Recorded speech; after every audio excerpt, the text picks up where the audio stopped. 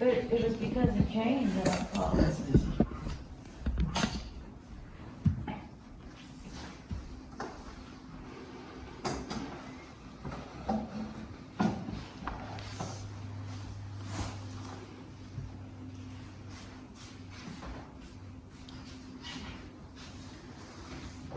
So is everything all set now? Yes. Oh boy, it's it has been like roughly 3 years, right? And because of the pandemic, so we cannot argue against nature. But as a yogi, no matter what, we keep doing it. You had shared something about your practice, and she said something about her practice. Can I have a little bit of yours? My practice? Yes. Well, I told you I wasn't spending much time on the cushion, but I'm very thoughtful. Like at work, I'll be staring outside the window, just watching the birds or looking at a tree in quiet solitude. And they go, "What are you looking at?" I just go, "Nothing, everything, just it's just period of silence." But I live alone, so I have a lot of quiet time. But I walk and I think it's called meditation, even though I'm not sitting on a cushion. So I'm calling it meditation, but it's just being very still and I'm not even thinking. I'm just looking at the pretty tree or whatever it is, and that's a lot better for me, because if I'm on the cushion, I go all over the place, and it's very negative most of the time. Maybe we can go into that a Okay. little more later on too. By the way, did I spell intermittent right, or did I misspell I it? think it's One T at the end. no, T. What? That's your one tent, yes. There it Oh, goes. okay. Perfect. So, well, anyway, last time that we shared, I showed you a Vipassana way. But this time, I'd like to lead you into the core of meditation, which is the interbeing between the mind and the body. And please bear with me, okay?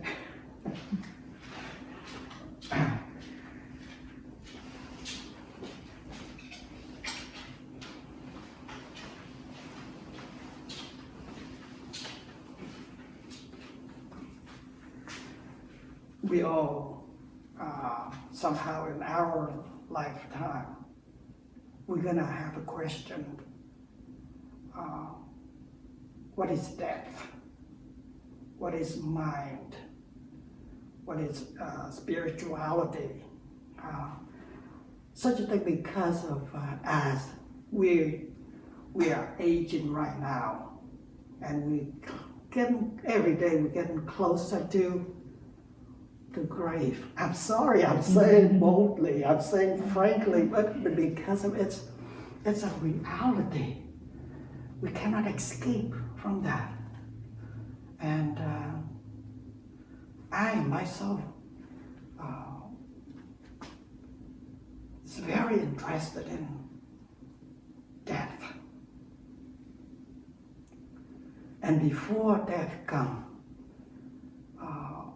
we have to investigate what it is within this, interbeing, the mind and the body, especially with the mind.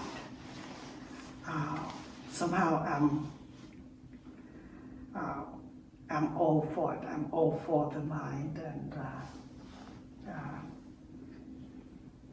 I love to share and love to learn about the mind. So the practice of Vipassana, it seems to be like because of there is a objective experience. So you You don't see that to get into the nature of the mind yet. So this time, instead of objective experience, we go back to subjective experience, which is the core of the mind. And that's what I'm sharing today. And do you have a question about the mind sometimes?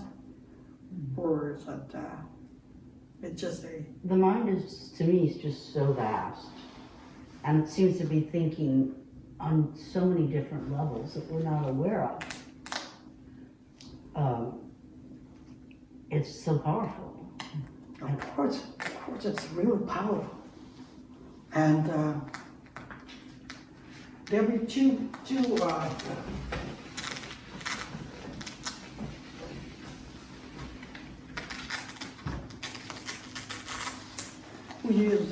we are using the word consciousness.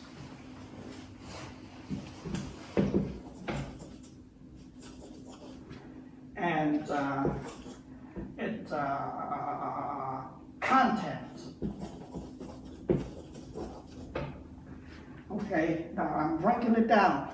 I'm trying to break it down so you can see it. Okay, consciousness and the content. Now, let's see that we all familiar with gold, right? Excuse me? Gold.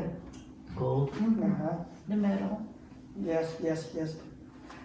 Some of you use the gold to have a ring. Some of you use it as a necklace. Some of you use it as a wristlet. Is that right? You call them wristlets? Bracelet. Bracelets. But they call it wristlet too. Right. Ring. Necklace. And bracelet, right?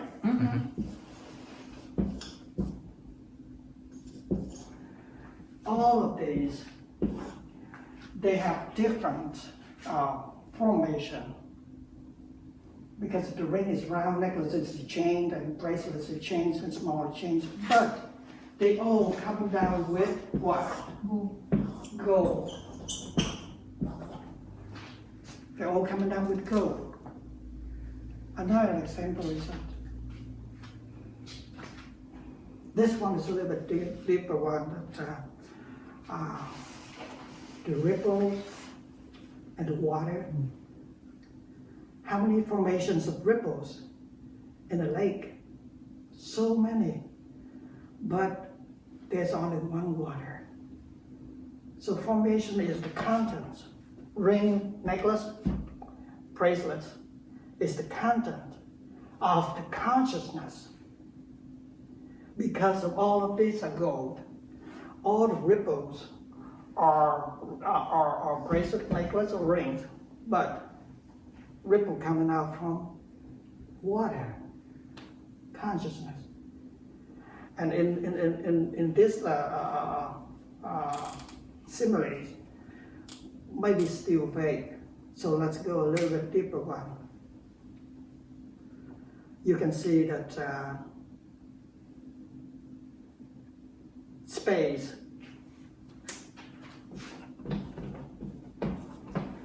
and forms. Space and forms. How many forms are there in space? Countless forms. Chairs, table, columns, trees, and flowers, ceilings, lights.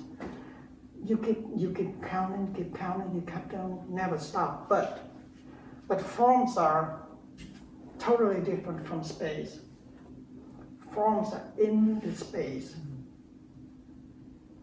Remember that space covers, space encompasses form, all forms.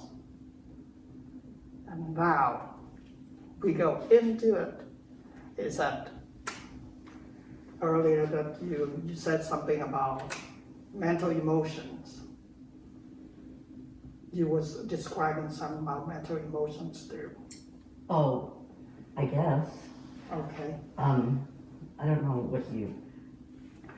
And you were saying about countless, and you were Oh, saying just, yeah. fast. Yes. Mind is fast.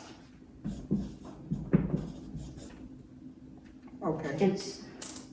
We don't know even, I mean, it's so big. It's like everything. I'll go into that. I'm sorry. No, you're fine, you're fine, you're completely fine. How many thoughts are there in a day? Statistics says about 70,000 thoughts per day. and thoughts, emotions, how many emotions you experience every day. And all thoughts and emotions, are they permanent? No. And how do you know that there are so many thoughts, there are so many emotions? How do you know that? Because of the consciousness. Mainly, we say the knowing.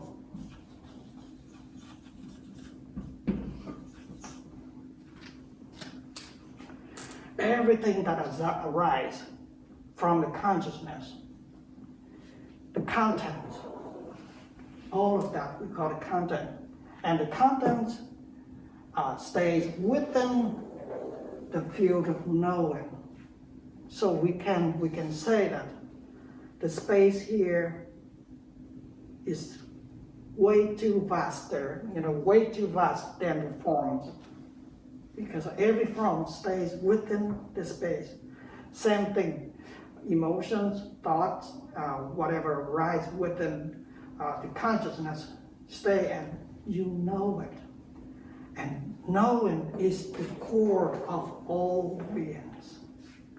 Now, this is the ground. Knowing is the ground of all being. We can tackle that. And this is what it is.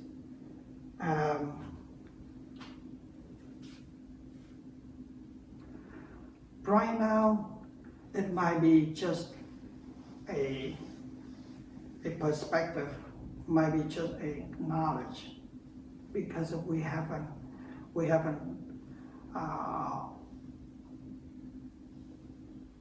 touched that yet.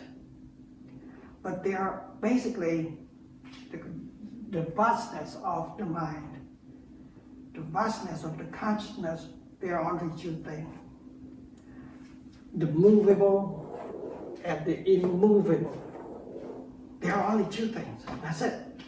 Nothing else. And the movable is totally unparalleled, because there are so many thoughts, so many emotions, and then what you see here: the table, the chair, the board, the curtain seat, the ceiling, the clock. Where did that come from? The mind, the invention of the mind, thinking. That's what it's coming from. And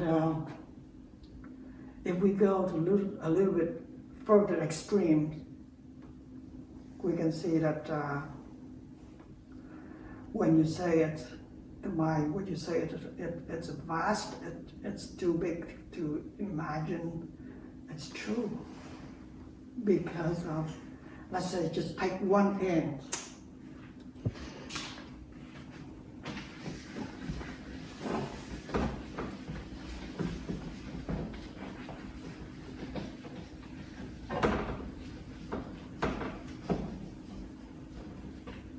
Now, I'm talking about the content of the mind, okay? The content of the mind.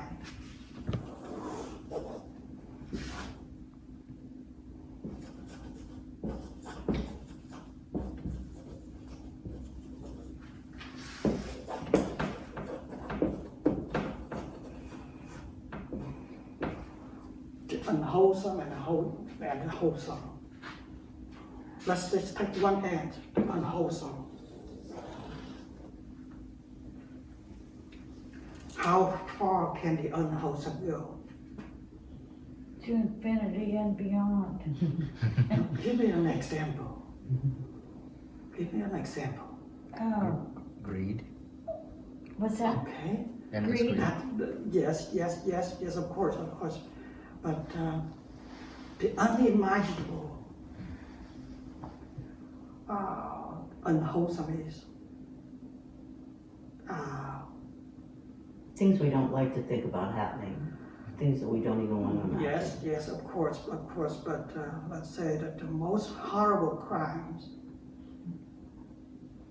in the history, let's say that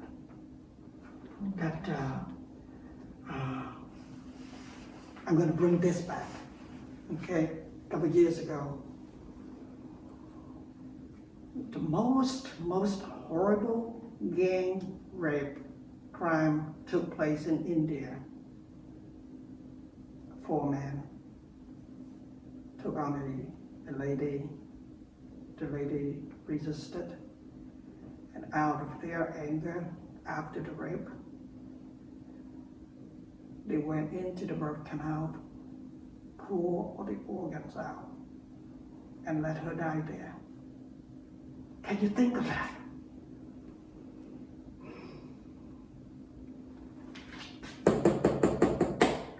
This is an act of unwholesome mind, and it can go beyond that too. And then that 4 men, I think 2 out of 4 suicide during his jail term, and 2 other got executed. And do you think this is the worst thing yet? If you keep reading in the news, there are many more worse than this one. This is the work of the mind.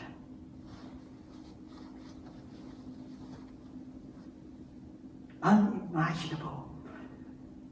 And you think that you don't do it.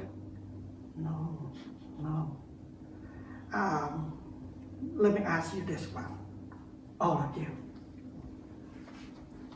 Do you kill people?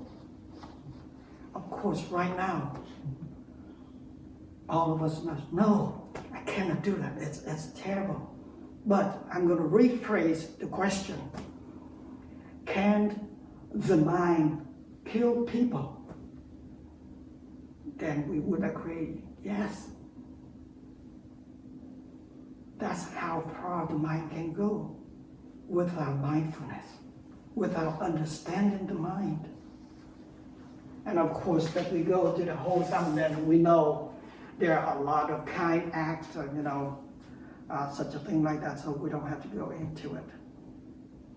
And this is how far it can go. Yes, just for a stranger on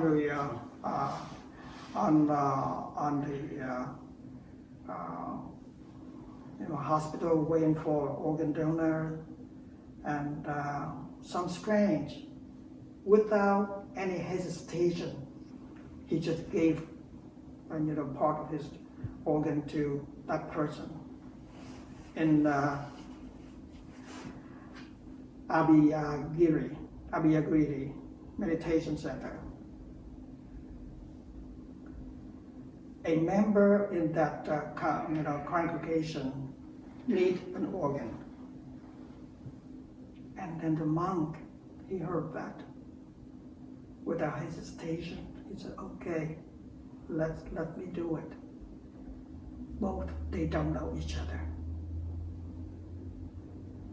And then the monk requested that not to let anyone know this.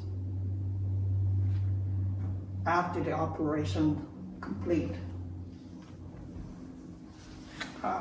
that person came back and tried to find out who gave the organ to save his life. Guess what? The monk left. That's how the act of kindness of the mind can do.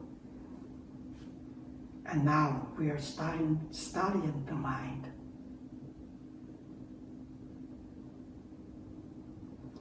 And the only tool that we can detect the unwholesome and the wholesome is the consciousness. Oh, I'm used the word sometimes, interchange consciousness and the knowing or be awareness.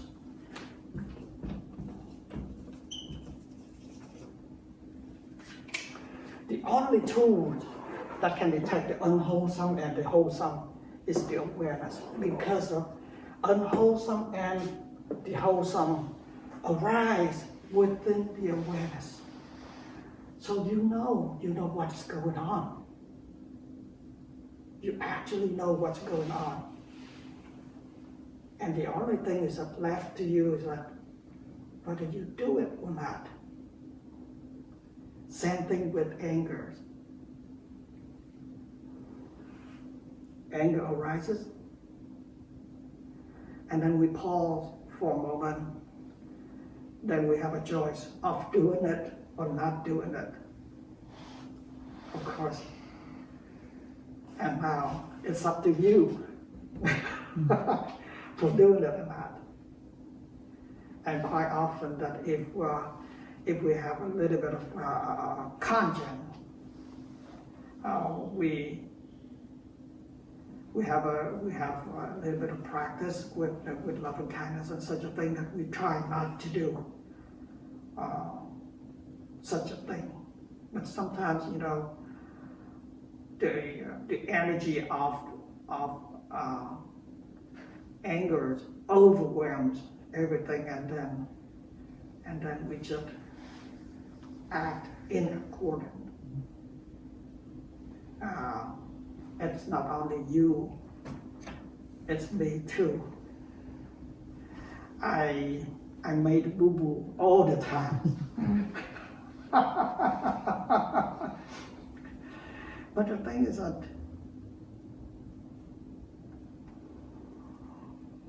we made a boo-boo. We get up. We keep walking on, instead of staying and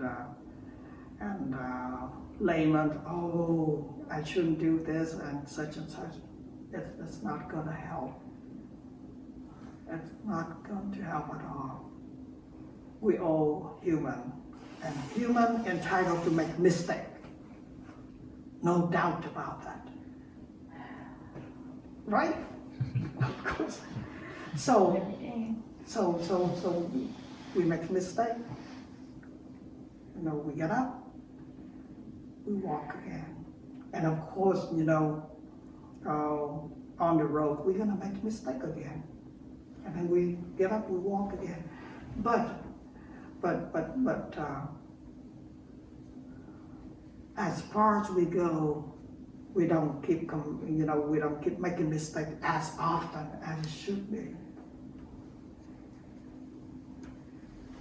This is the beautiful of meditation, that you keep watching and then refrain from doing it.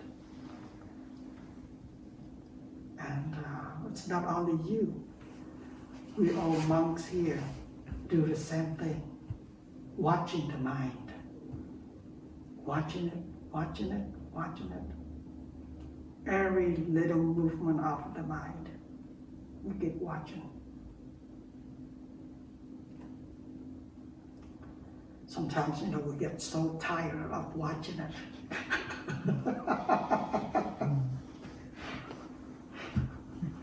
Because there are so many things, within the mind that arises, one after another. They keep coming up, keep coming back too. Yeah. And we don't know what to deal with it, and then we become distressed. of our own practice. And we don't realize that.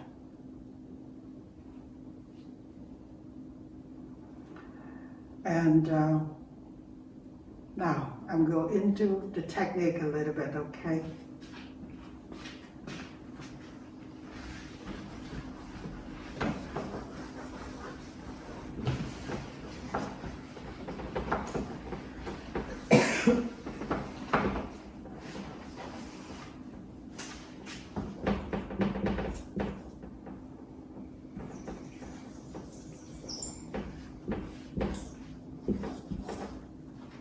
In mindfulness, we can break it down.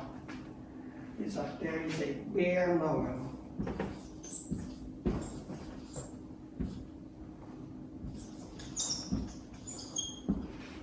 And another one is remembering.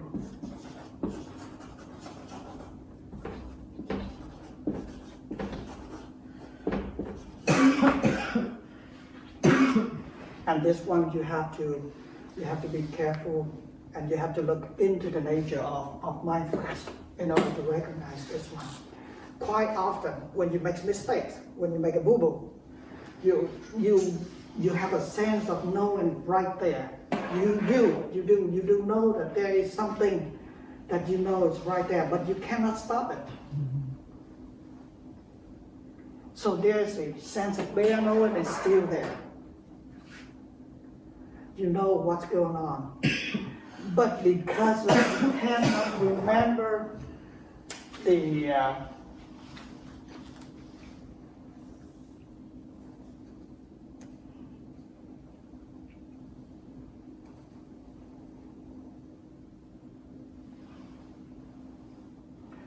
you cannot remember the object that you are sticking on to.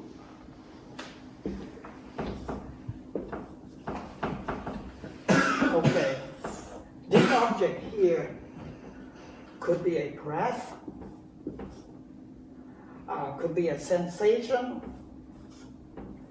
could be that the Buddha nature,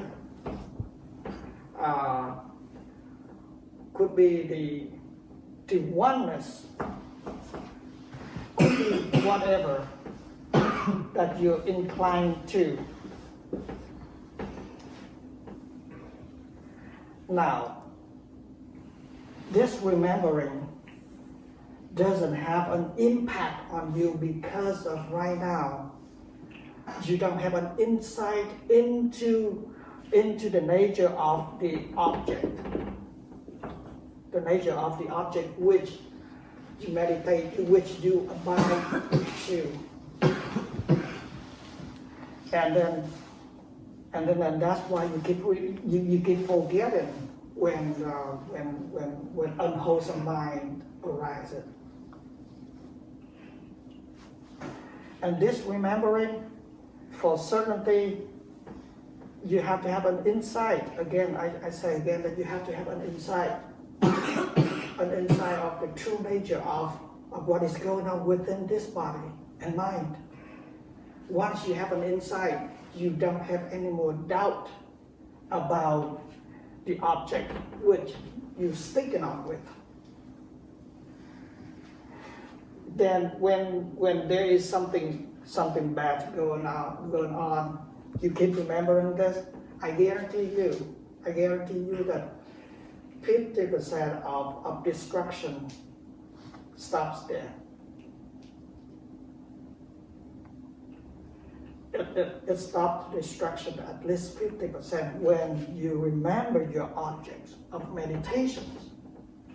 The breath, the sensation, the Buddha nature, whatever.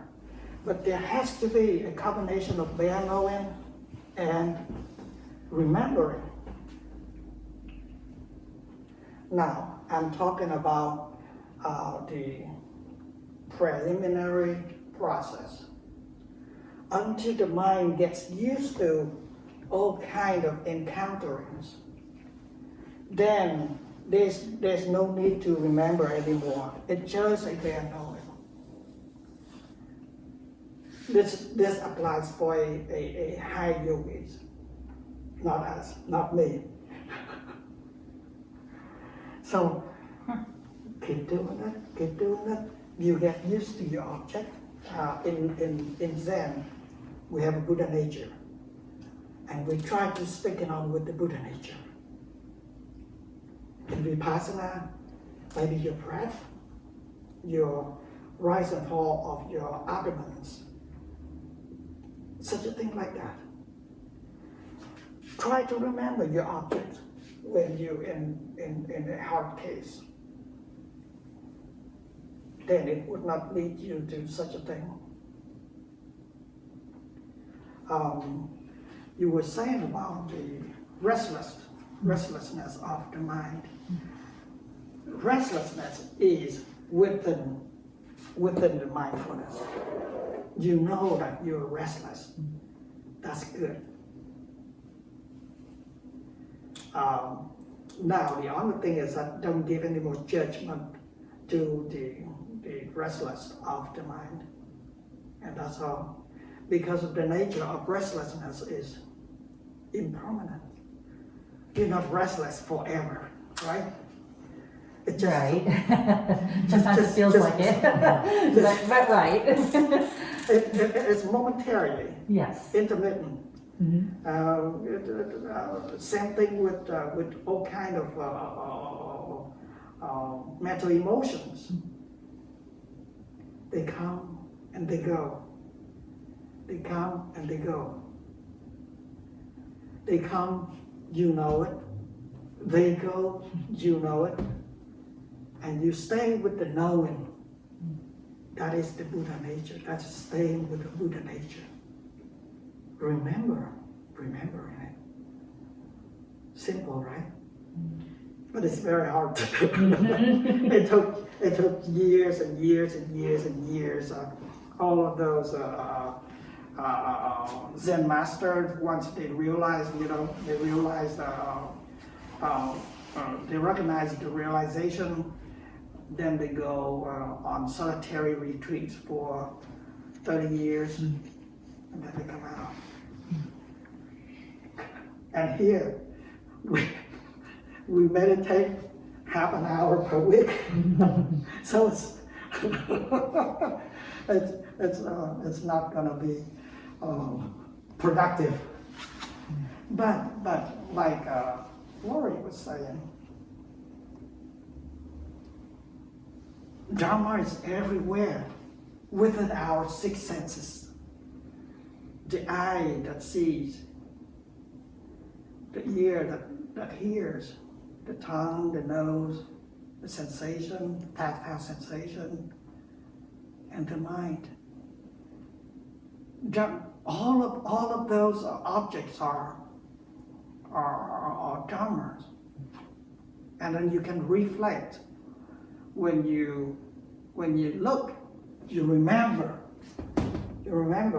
this is Dharma. When you hear the sound, bad sound, someone scolds on you, you remember this is the sound, it's the Dharma. Remember. It's everywhere.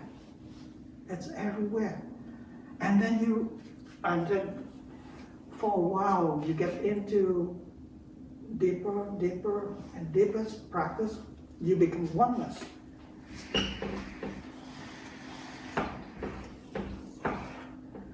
Of all phenomena. Right now there's no separation of bare knowing, remembering the objects or whatever anymore. It's just one. You become one with everything, with nature. You hear, you become one. You described to me that it looks like a oneness. Well, I mean, that's the only relaxing way I've It's very found. relaxing. It's And- very relaxing because of this. It's still, I would just say it's still. Because when I watch my thoughts, there's not enough time to remember. It's like it happens like this. Yes, Like, yes. I mean, I know breathe, but then how come I don't do it? I just like, yeah. I mean, I understand what you're saying, but for me, whatever I described, what I told you I did, that's the only thing that's been working lately, the last 2.5, 3 years. That's very, very fantastic. But I it's would almost love like to. turning the mind off, because I'm not watching there, listening to everything going on. I'm just taking in whatever, focusing on whatever I see, or my mind is too unwholesome right now. I can't watch it. Well, can you escape the unwholesome? I don't Tell think so. them, can we escape that? No, we can't, because the content of the mind is like that. The content of the mind is such. We cannot. The only thing is that we recognize it and then don't do it. That's all. Don't say that, okay, this is bad, and then I try to suppress it. I try to not letting it arise. No, you cannot, because of the nature of the mind is that it does what it wants to be. We cannot. There is no will for it at all. It's just the work of the mind, the process. The mind and its activities. And its activities multiplies in many different forms. Forms keep multiplies, into different forms, such a thing. So we cannot stop it. The other thing is that we recognize it. That from the very, very bottom of the mind, we cannot see it. We call the storehouse of the seeds. And we don't know when it's going to arise. We don't know when. So we keep watching. But this watching has a good remedy because of you don't feed the energy back into the storehouse. Time to time, this becomes less and less and less until there's no more seed in the subconsciousness anymore. Then from there, the mind becomes very equanimous. It pacifies itself. So there's no watching, there's nothing to worry about because of beneath the subconsciousness. There's nothing for it to arise anymore. And the only tool for doing that is that mindfulness. Keep watching it without reactions. Remember, this is very important. We have the nature of watching with reaction, with will. Okay, I'm going to do this in order to. Quite normally, that we do that. Okay, I'm going to watch the mind in order for it not to arise. And that is the wrong attitude in meditation. We watch it quite often. At the first gate, you pass. But then emotion arise at the second gate, you forget. You forget that the first gate, that whatever object is, still the same object at the second gate. It's just a different formation of the object, that's all. At the second gate, let's say that, anger. At the first gate, anger arises, you recognize already. But because of you have a reaction to it, and And that's why you have the lamentation at the second day. And the lamentation, you forget to be mindful. You forget that this is another phase of the mind. The content, another phase of the content of the mind. That's all. Sometimes, with a very good yogi, they pass the second day, but they fail on the third day, which is another manifestation of the mind in different form. But we forget. We forget that this is another object, another creation of the mind. Creativity of the mind is endless. So if we watch this, we have to watch this too. And it's very simple because no matter what formation the mind becomes, it still stays within the knowing consciousness. You know. But right here is where you forget. And then you fail. I do too. It's not that easy. Yes. Until you get used to it, the mind jumps, react to objective experience anymore. Then we kind of okay. I don't say that all the way okay. I would say kind of okay. Because there's still something working on it. Yes. And okay, now I'm going to break it into. Is it okay? You're okay? No, very interesting. Yeah, fantastic. I'm going to break into.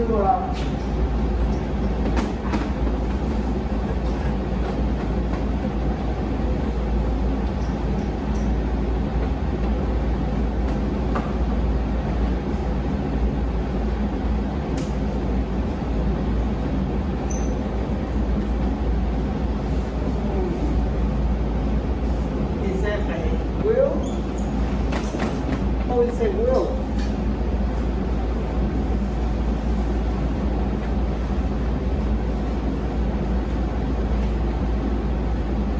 Now you go into it. You really go into this. It's a will.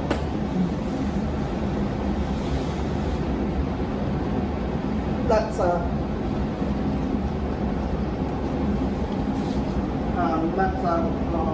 put a question.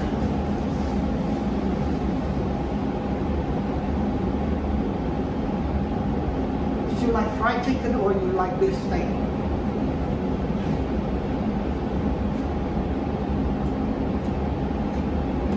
What would you say?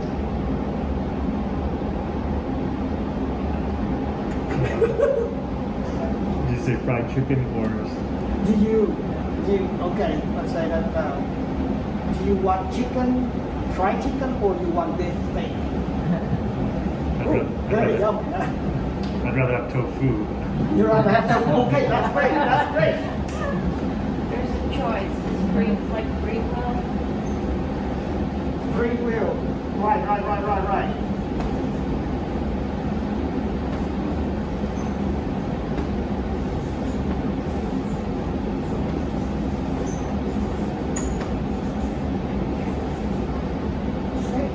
Yeah. That's okay. It says tea. I couldn't in it for so long, I don't know how to do it. But you rather like tofu. Okay. The question is, the water becomes very.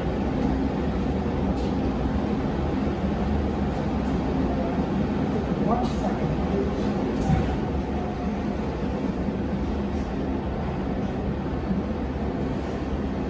Right.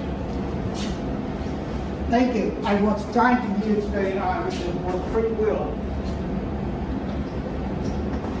Oh, bloody Mary.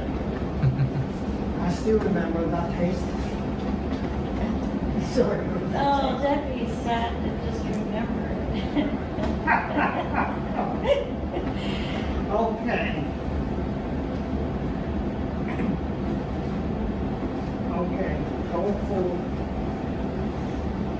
Okay, now. Is there free will? This one will bring it to selflessness.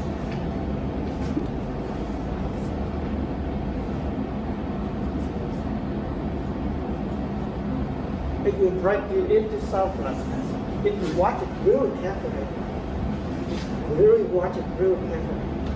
First one.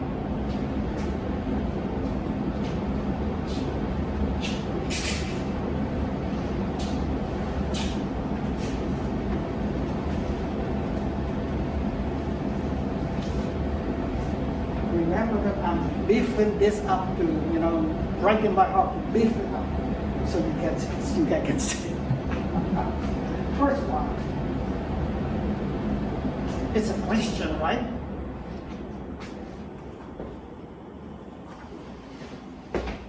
And then second one, when I ask, you ponder.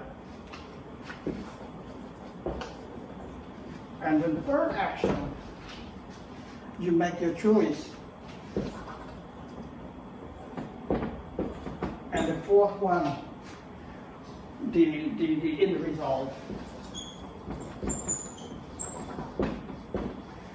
So all of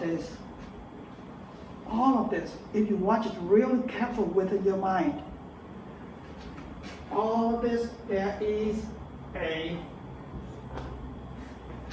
space in between.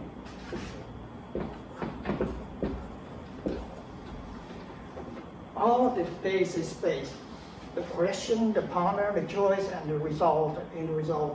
There is a space in between.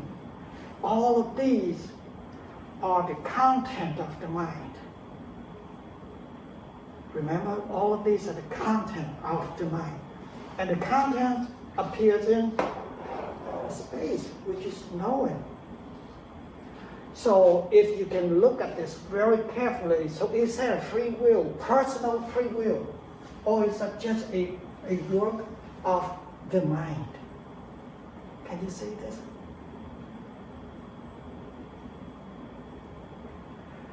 Every little movement of the mind is detected by the awareness. And when you see the totality of that, the consciousness and the content, then there is no Lori. There's no Yakdam, there's no Marcus. There's nothing, it's just the work of the mind. The work of the mind, are we still okay? Yeah, Really? Oh boy. yeah, I would have taken the fried chicken though. Try to tempt me on that one. I lost my line. You said the knowing. Okay. That's right. But today I'm talking about only the mind, right? I write this down. Can you see it? Can you see the micro working of the mind into it? Yeah, I love that.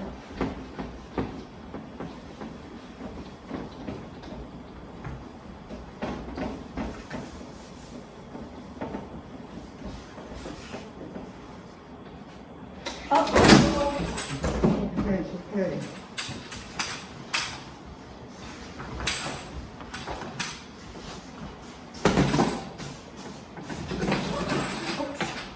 I'm sorry. The legs.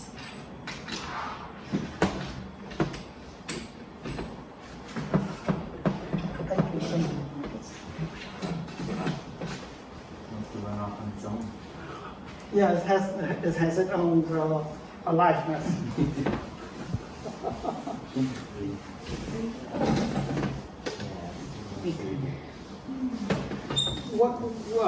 What was I saying earlier today? where he says the knowing, that's when you end it. To know, yes, and what else I was saying? Like we make our choice and that there's Okay, space okay, in okay, okay, between. okay. Yeah, the Okay. first stages. Space between. So I mean, we have time to ponder. Thoughts, emotion, mental state,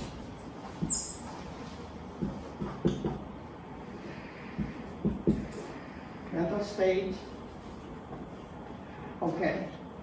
Thoughts are very momentary, right? Very momentary. You can break it down to, let's say that I go market. Thoughts say I go market. You can break it down that there's an I, there's a go, there's a market, there's a space between I go, space between market. Emotions create thought. Emotion is a little bit hard to detect, but you still can feel it. You can feel it when you're angry, very easily. You see that your heart pounding, get sweat, such a thing like that. But the mental state is the more subtle one. Almost out of blue, nowhere that you, oh, I'm sad. You don't know where, why did it come from? Such a thing like that. Mental state is very hard to detect. You know, people with bipolar, you can see, you can really observe people with bipolar. You know, this moment like this, next moment is totally different. And it's a mental state. And all of this has its moment, but thought is very, very momentary moment, very short. This one is a little bit longer. And this one stays longer than all of this. And then come to the body, physical body.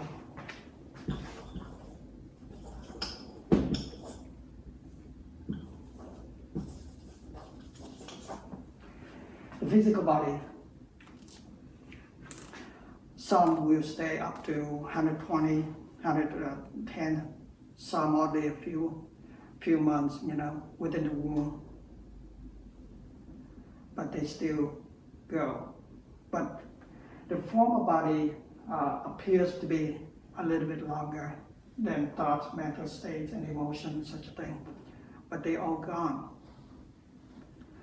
So mind and the body in the, you know, no matter what, one day will be gone. So where is the I? Where is Lori? Where is Yapan? Where is Marcus?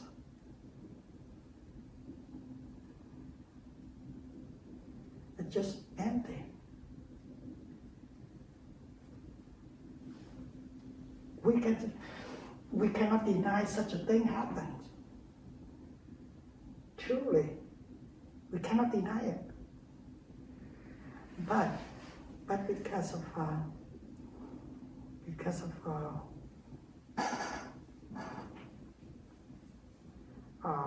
our ignorance, the ignorance refuses such a thing, such a, you know, empirical evidence. It denies such a thing that thought, emotion, mental states, our physical bodies are impermanent. It's just a transient nature, you know, appear in time, in moment, and then be gone. We don't realize that. And because of not realizing that, we suffer. So make it, you know, worthwhile as we still alive. Don't let things, especially unwholesome thing happens, such like that. And be happy until we're gone.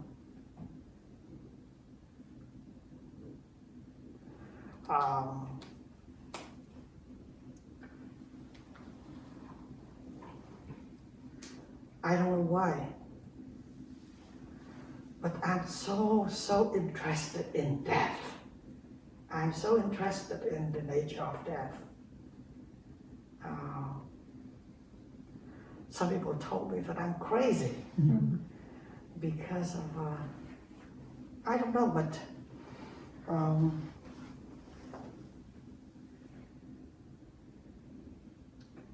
it's inevitable things, and that's why I'm interested in.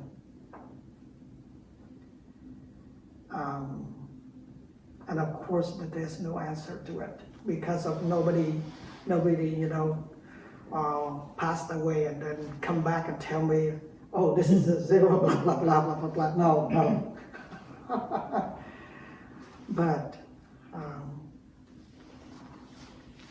somehow, it may be because of my nature, but maybe because of my past life that I have engaged with such a subject like that, and that's why this life that I'm real interested into such a nature, and I found out a little bit about it.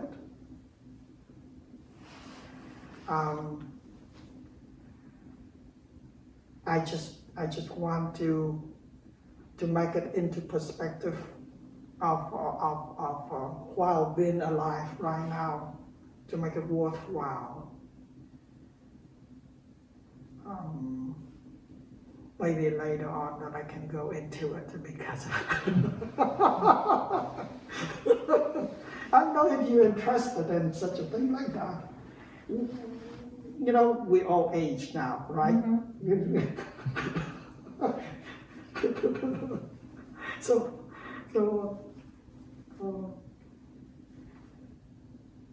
any question about what we've been through? Yes, please. So some people like Dharma, do you heard about her? Do what? Dharma. Dharma, yes, of course. So like her, she early life before she practiced, she has a lot of suffering, and with the practice, she become very happy. People ask her like what her state of mind. She said only peace, and something like that. So, and she mentioned a lot on her book about meditation of loving kindness meditation, metta. So I wonder if we can train ourselves like Yes. like read and practice and make it just like you say remembering, just constantly That's- us. That's a great question right there. If you're familiar with Dharma, very famous meditation teacher, master. There's What's a the book name about again? her. Dharma. It's a wonderful book. Dharma. Yeah. D? DIPA and then Ma MA. DIPAMA. Yeah. Dharma. Dharma. It's a female, There's a It's book. a female. Yeah. Yes. but she's learned how to reach Um, nirvana. according to many meditation masters, said that she got a very high realization, extremely high realization, that she can perform some miracle. Yes, but performing miracle is not really important to me. The important thing is that her mind, her state of mind is very beautiful. Many people experience that when they get blessed from her, joy came all over the body, such a thing like that. It's a great being. Great being. She is a student of a lay teacher. I try to remember.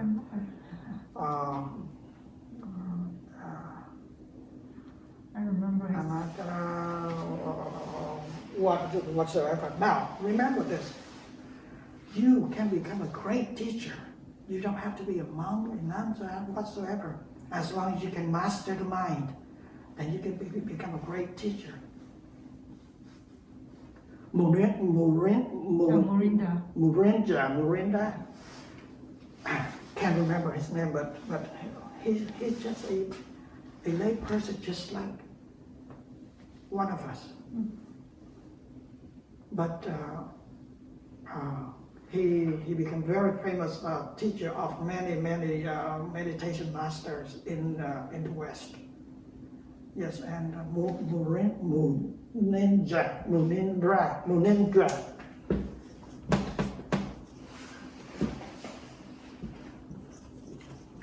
I think. Yeah. Munindra. He taught her meditation, and she got a high realization. And one of the most very successful meditation is that the metta, spreading metta. There's a techniques of doing that. I can say that it's just like a process of reinforcement, because of there was one long time ago. I heard such a thing like this before, but I wanted to try. So during the session, I kept telling myself, I'm happy. And then up until some point that the mind turns, the mind really turns to be happy, and it's so happy that I just cry. You cry happily. It's not a sad cry, and it's just that the bliss came over the whole body. It just for that repetition, I'm happy. That's it. Just very simple. And in Theravada techniques, they have a technique how to master the metta, compassion, kindness. The techniques. You keep seeing at first that this is very briefly.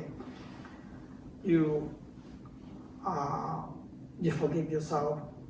You allow yourself to be happy, and then you wish the neighbor to be happy. Then you wish the whole prefectures to be happy, and then you wish the whole country and then the whole globe, such a thing like that.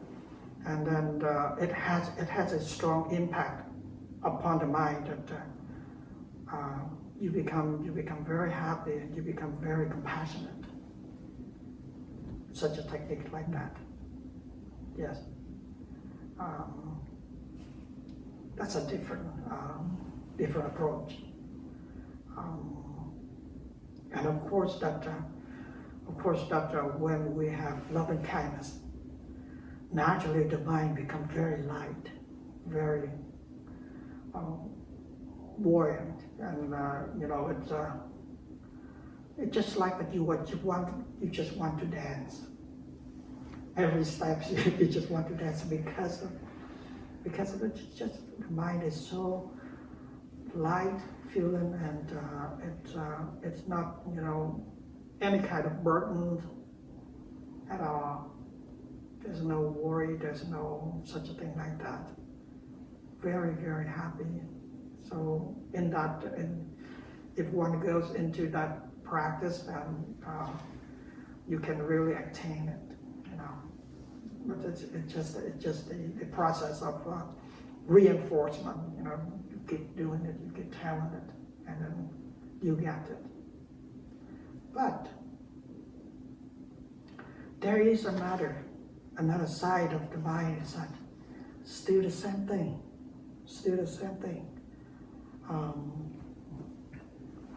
just like all of a sudden you got into a third dimension that you just love. You love everyone that you meet, everyone that you see, you just love them. That's kind of experience. It doesn't come from the classical reinforcement, which you know, I was saying earlier. No, it's just, I don't know where that it came from, but it's just love just pouring out. You actually love. You show you know, compassion to everyone, but. Just like I say, that once in a while that the mind get into an unknown arena, and this opens to another level of the mind, and it's actually happened. It actually exists within the mind. You just purely love. It doesn't matter. It doesn't matter that a stranger, a beggar. You just love. I said, this is very strange. Another dimension of the mind, like that. Yeah, I heard some of the lay people. She said she practiced just compassion, like for several weeks, just like you know, real into it. Just that one topic. She said she doesn't listen to anything else. Just focus on the practice, loving kindness. She said she feels like every cell in her body is blooming. Wow. I heard the monk say so, and the lay person just like us. She teach kung fu. She has a job, but when she set aside and she really practice, she say, don't let the mind go in any other direction. Just loving kindness. And she said there are several components that you practice a great appreciation, practice respectful, and then see like say sorry, you know, constantly say sorry, you know, constantly see a mistake, and you know, break into those components and really real into it. And she said it's just like you feel like your cell is blooming. It's a wonderful experience. She said she never in her life had those experiences. Nice. Yeah. It's a great way to get into concentration, because you focus only one subject. You just focus only one subject. Yeah, it can strengthen the mind into concentration, and such a thing can really lead to the levels of jhanas. Absorptions, you know, 8 level of absorptions, and within that 8 levels, magic power can happen. But that's the book say. But the level of your absorptions are real. Level of absorptions. It's just like that you stepping out of your ordinary mind, you know, the wholesome and unwholesome. Just imagine that you step out of that, you enter a new territory of the mind. You can see, yeah. Here, all of us, we operate within the arena of wholesome and unwholesome. We cannot get out of it yet. Yeah. Yep. So I think it's like some of the great master from Thai, they said you have to crazy about your practice. Really crazy. To the point crazy, and then you success, you'll be success.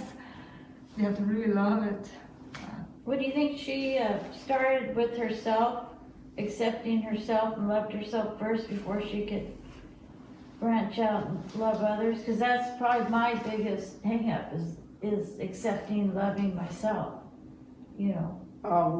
We came from different background, and maybe we have to choose the the more appropriate approach into each individual because of her story. She came into many hardship cases, very hardship, and I think it's not normal because of it could be that her past life that while she almost died from bedridden, and then she decided to do meditations, and she didn't have strength, so she crawled on the step, go into the meditation hall. During that process, a dog bit her leg, and she did not feel anything. She kept dragging the dog into it. So, Oh my goodness. so that level of dedication of doing it, and I think that none of us here experience her hardship, in life, or nowhere near to what she's got. And because of that, our dedication is so low. We experience some sort of sourness, some sort of hard cases, but not as much. And that's why that our dedication is not, higher bar, such a thing like that. Anything else today? There are several ways to practice. Some of other monks, I listen in Vietnam, but he say like constantly repeat some sentence. I think the chanting book up there is something like that. Great compassion, great letting go, joy and happiness.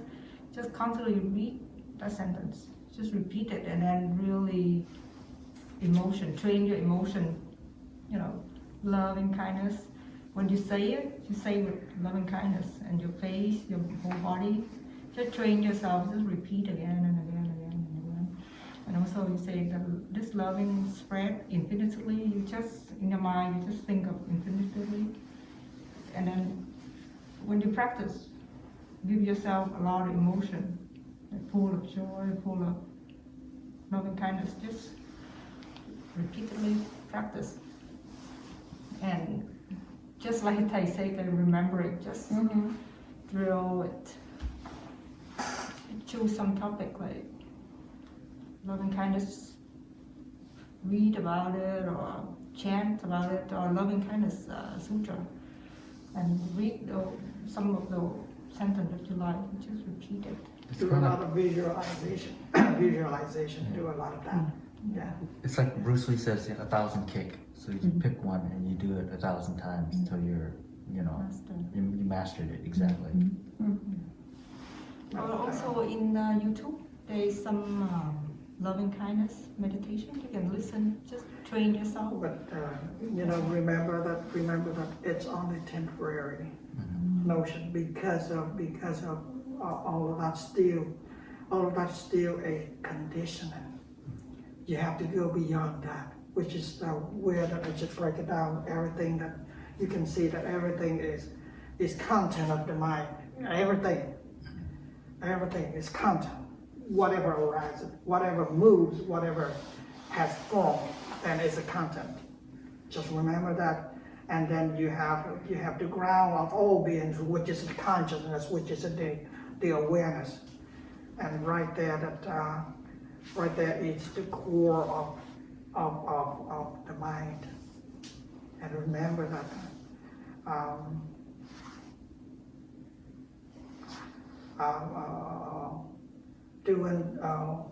doing compassion, doing metta meditation, has a great benefit to it.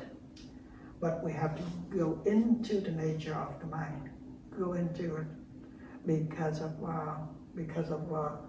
the compassion, all of mental states, which we were talking about.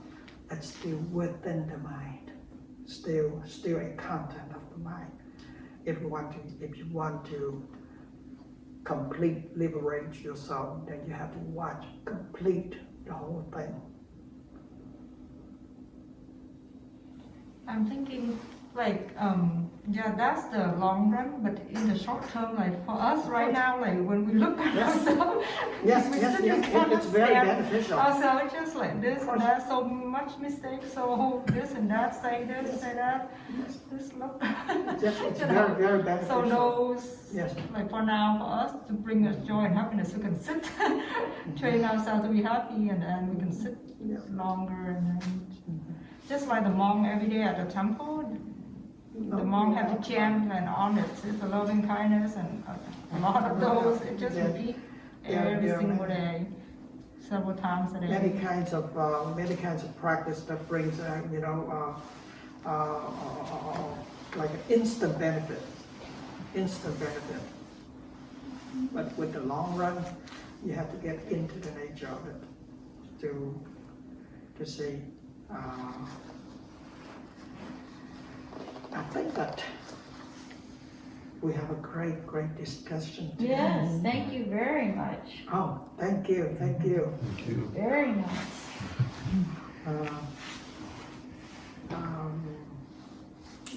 Because of the pandemic, let's say that the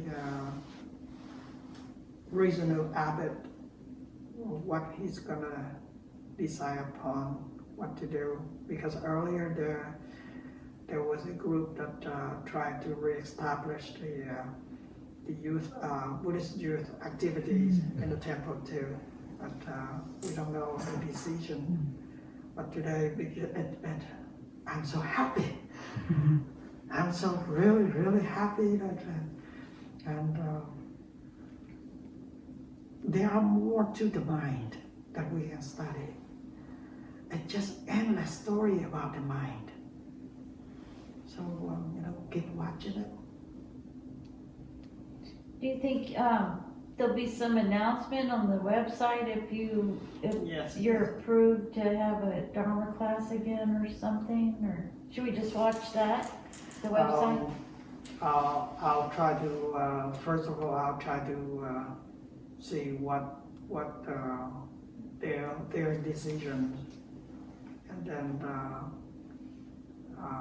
at least I can contact you because I Okay. have Yes, your phone please number. do. Yeah, this has been wonderful. Is your Sunday service open to the Some is public? Or? limited. What's that? Limit. Oh, yeah, And okay. a limit. Well, this has been wonderful. I've really appreciated it. Yes. It's really good to see And you. yeah, your time, seeing you and seeing you. Seeing everyone. Yeah. Very nice. Too Yeah, long. Been too long, yeah, exactly. really, and it helped a lot. It did. This subject to me, it's so intriguing. I don't know if it's really intriguing to you, but Oh, yeah. it- Yeah, you answered a lot of questions I had, but I like your 4 points and the space, because you are making a choice, and you could, you just have to remember that you could make a choice. yes, You don't have to just react because Yes. you feel this way. yes, because we always have a choice on free will, but free will is not a self at all, such a thing. Say that again. It's not what? Free will, I broke it down, I Oh, broke it okay, down to see that it's just the movement of the mind. Yes. So there's no you, I, or whoever. There's no, it's just the work of the mind.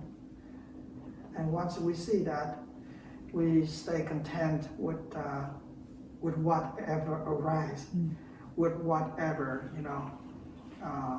objective experience that we encounter. Yeah, We don't have to control it. Gives us a lot more space. Yeah. space. Just remember. And I do that too. I try to do that too. It's not only you. But like I said, I make boo-boo all the time.